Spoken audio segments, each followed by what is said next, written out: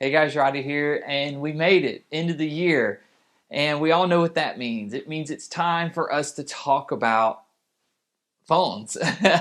As we end the year, we talk about how great or not so great, I guess, 2022 was. Definitely a different year for tech, and we're just going to jump right into it. We're going to talk about my picks for this year's 2022 phones of the year.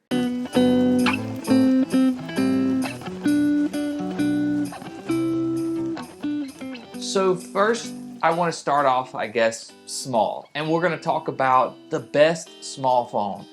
I really love a smaller form factor phone. Phones like the iPhone 13 and 14 Pro. Not necessarily the Pro Max, which I know gives you a lot better battery life, but these devices, that 6.1 inch form factor screen and body, just, I don't know, just something about holding it in the hand. It just feels really easy to carry around any pocket, any bag, even with a case on it, doesn't get too bulky. And while there were a lot of great phones in this category, I think there's one phone in particular that I gravitate to being the best of the year, and that is going to go to the Samsung S22. I just felt like that phone was as close to a small flagship that we got all year long. Don't get me wrong, I think that iPhone still probably has a better premium build, but for what you could pick that phone up for at launch, and then especially with the insane deals that you got with Samsung, and on top of that, it gave you decent enough battery life to get you through the day.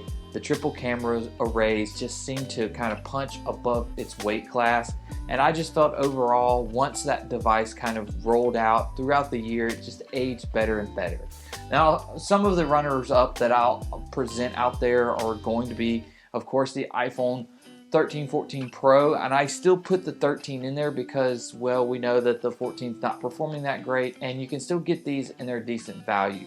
On top of that, phones like the Pixel 6a and the Pixel 7, they're also great devices that fit that smaller form factor, but the 7 just seems a little bit bigger than some of those smaller phones. So for me, small phone of the year goes to the regular Samsung Galaxy S22.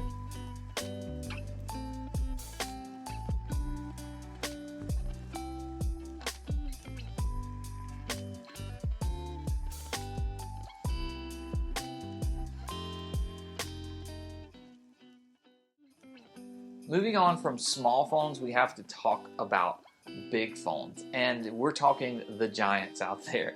We're talking phones like S22 Ultra, we're talking phones like Pixel 7 Pro, we're talking phones like iPhone 14 Pro Max. And while a lot of people would say, what about folding phones?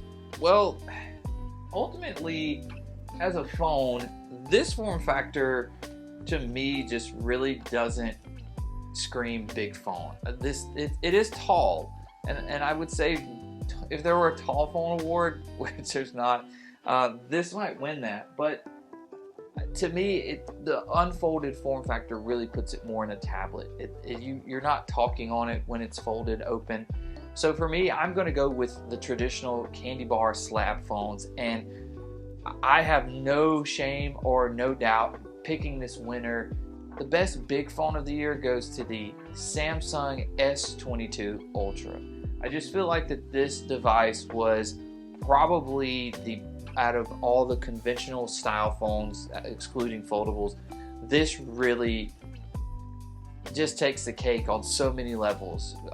Inclusion of the S Pen, the design, the cameras, the versatility, all that this phone does just screams it is the ultimate big phone out there. And of course, it is the biggest screen that you can get on a traditional phone like this in 2022. So this year's best big phone goes to the Samsung S22 Ultra.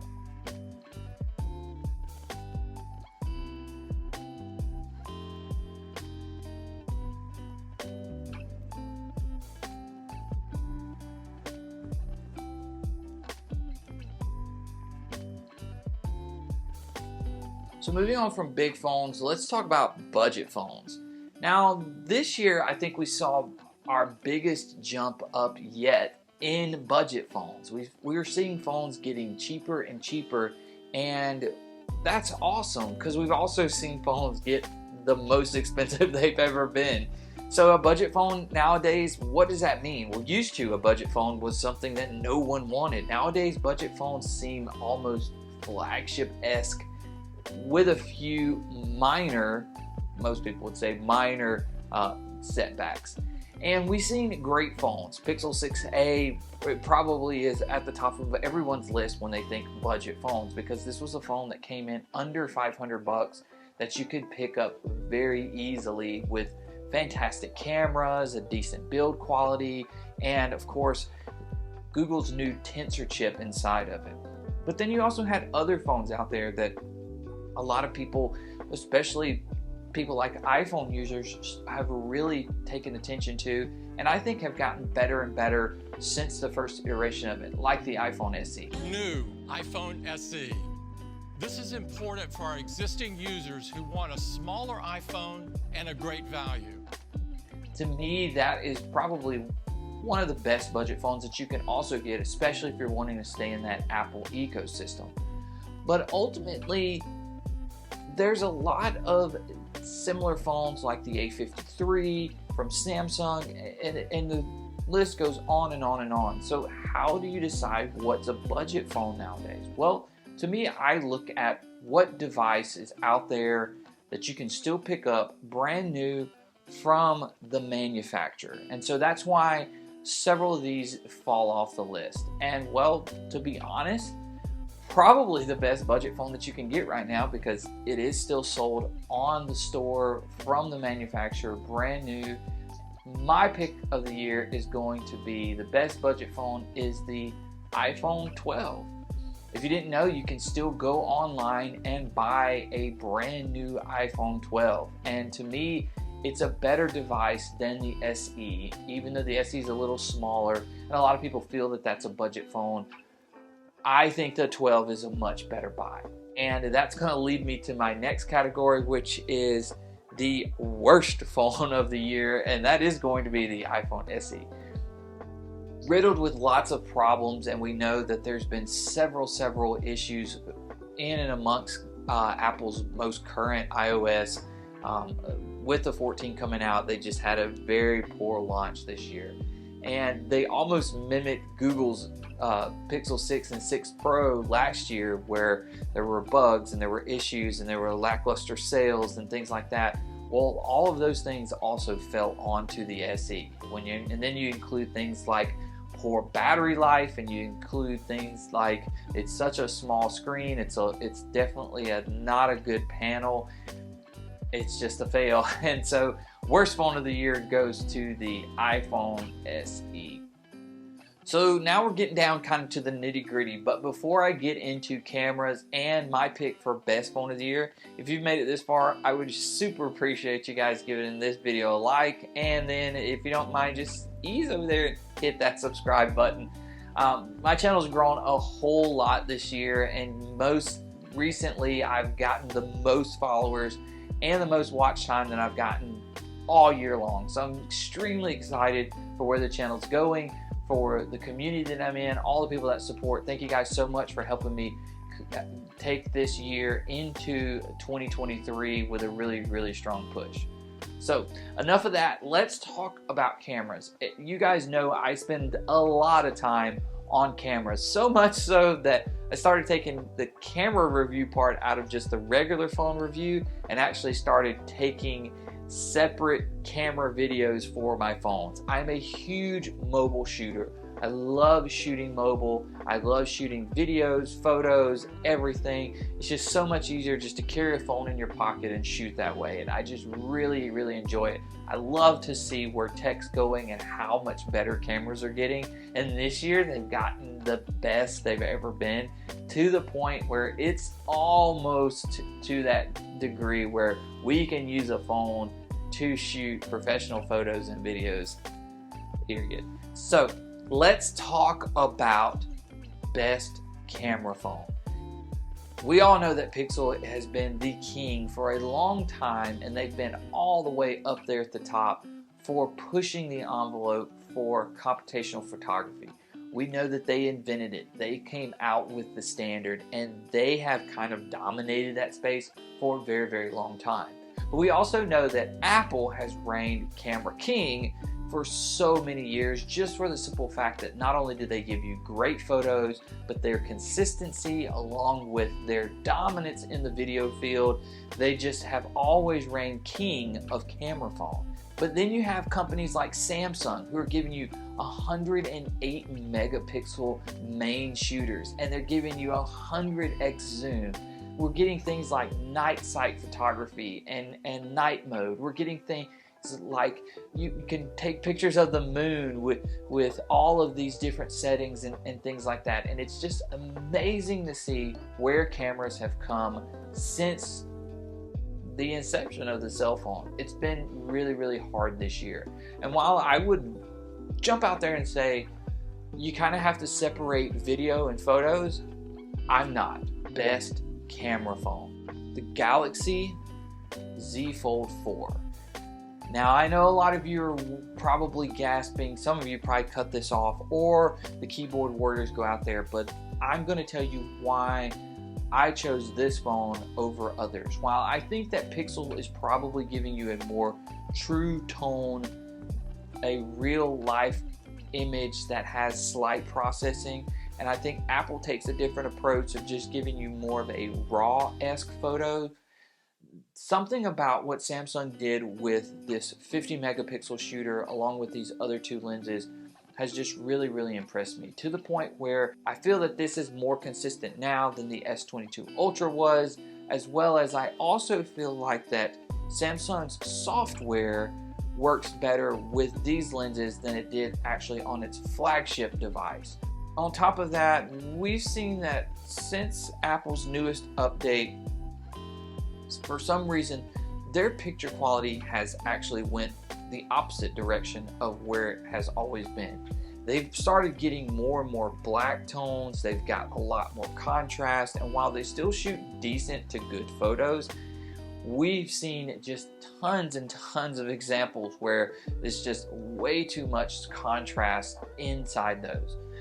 On top of that, iPhone is very much more inconsistent than it used to be, where some pictures are really warm, other pictures are really cold, and I get that iPhones still have great video, but they haven't really enhanced it any, whereas phones like this have gotten just as good, if not maybe even a little bit better, in the form of actually giving you better vibrant colors and a format that you can actually work with a little bit stronger than what you get on an iPhone. I think Pixel's gotten really, really close with their video, but they still have a few issues to work out with stabilization, whereas Samsung has really improved on that area, and I have to give my camera award this year to the phone that is the easiest to shoot on, that is the most consistent, and just overall, it's way more fun with a lot more versatility.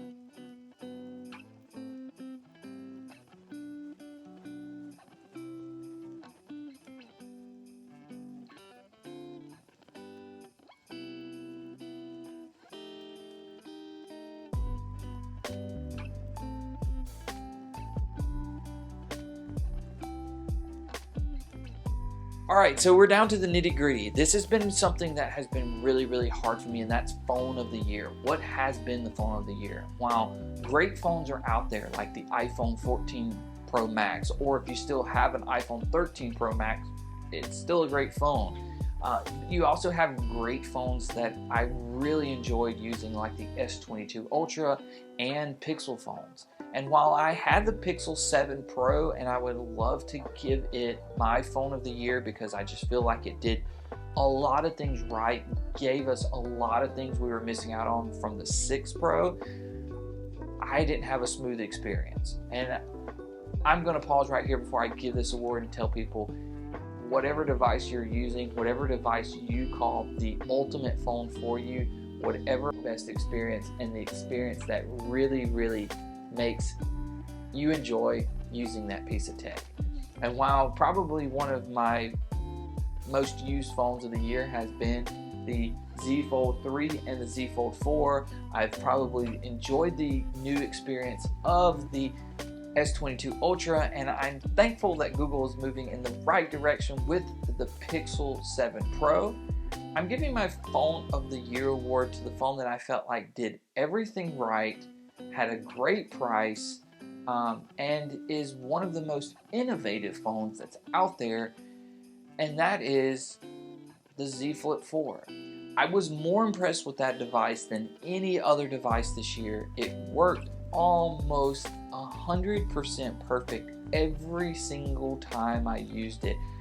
Outside of some apps that I felt like were probably just needing to update, had a few little bugs, I never had any hiccups out of that phone. It worked perfectly every single time. Just a small increase in battery along with having a more efficient chipset gave me outstanding battery life. So the people that say that it doesn't have that good a battery life or it's just okay, I don't think they're actually using that phone to its full potential the way that it should. I don't think they've given it enough time for it to learn their usage, or they're using things in the background that shouldn't be turned on that's just deleting their battery. All in all, that phone was to me the biggest upgrade over last year's model, but it also introduced people to a new form factor. And a lot of people say, well, what's the big deal? It's just a clamshell design that is really no different than just a normal phone going in your pocket. Why would you want to open and close it all the time? And I would tell you this, is once you've lived with it and you start learning how to use the cover screen more and more and more, you realize it's kind of like your smartwatch, where you just want to glance and see certain notifications, or you want to interact with certain things. You don't want to have to pull your phone out and open up this big camera. You've got this smaller, more compact, more convenient form factor that actually not only lets you interact with your device, get all the notifications and everything that you need, but also keeps you from actually being on the phone all the time. It looks great, it feels great, it works great, it felt durable. I actually had a few tumbles and drops where I was really nervous that it was going to be scratched or dented or dinged, and it held up fantastic. So durability's been increased. Amazing panel, great battery life. Cameras that shouldn't be super good ended up being 90%. I'm not going to go further than that, but 90% usable almost in every single situation, from low light to bright sunlight to indoors to a video to you name it. There's just so much about it. And then you throw in the unique and fun form factor that this phone gave you.